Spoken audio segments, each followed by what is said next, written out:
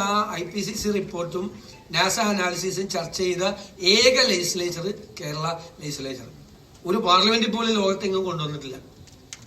ഞങ്ങളാണ് കൊണ്ടുവന്നത്, പ്രതിപക്ഷമാണ് കൊണ്ടുവരാൻ കാര്യം കേരളം ഇത്തിരി വൾനറബിൾ ആയിട്ടുള്ള ഒരു പൊസിഷൻ ഉണ്ട്. അപ്പൊ അതിനെ നമ്മൾ എങ്ങനെ നേരിടും? ഇനിയുള്ള എല്ലാ ഡെവലപ്മെന്റ് പ്രോജക്റ്റ് ഒരു ഘടകം കമ്പോണന്റ് എന്ന് പറയുന്നത് ക്ലൈമറ്റ് ചേഞ്ച് ആയിരിക്കണം. ക്ലൈമറ്റ് ചേഞ്ച് കൂടി പരിഗണിച്ചുകൊണ്ട് എൻവയൺമെന്റ് ഇമ്പാക്ട് അസസ്മെന്റ് നടത്താതെ ഒരു കെട്ടിടം പോലും പണിയാൻ പാടില്ല. വീട് വെക്കണേയല്ല ഞാൻ പറഞ്ഞു, വലിയ ബിൽഡിങ്സ്, വലിയ സ്ട്രക്ചേഴ്സ്. ഇപ്പോ വലിയ റെയിലൊക്കെ പറഞ്ഞില്ലേ നേരത്തെ, 30 അടി ഉയരത്തിൽ എംബാങ്ക്മെന്റ് 300 കിലോമീറ്റർ ദൂരത്തിൽ കെട്ടി റെയിൽ കൊണ്ടുവന്ന കേരളം സ്ലോപ്പാണ്. കേരളത്തിന്റെ ഒരു ജോഗ്രഫിക്കൽ സിറ്റുവേഷൻ നമ്മൾ അറിയാം. നദികളിൽ നിന്ന് വെള്ളം ഒഴുകി കടലിൽ പതിക്കുന്ന സ്ഥലമാണ്. മഴ പെയ്താൽ ഒഴുകി കടലിൽ പോകുന്ന സ്ഥലമാണ്. സ്ലോപ്പാണ് കേരളം.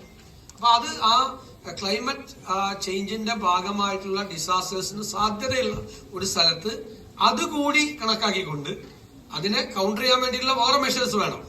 നമുക്ക് ആളുകളെ വിവരം അറിയിക്കാനും സാധ്യതകളെ കുറിച്ച് നേരത്തെ അറിയിക്കാനും ക്ലൈമറ്റ് പ്രഡിക്ഷൻസ് ഉൾപ്പെടെയുള്ള സംവിധാനങ്ങളൊക്കെ കുറെ കൂടെ മോഡേണൈസ് ചെയ്ത് ചെയ്യണം.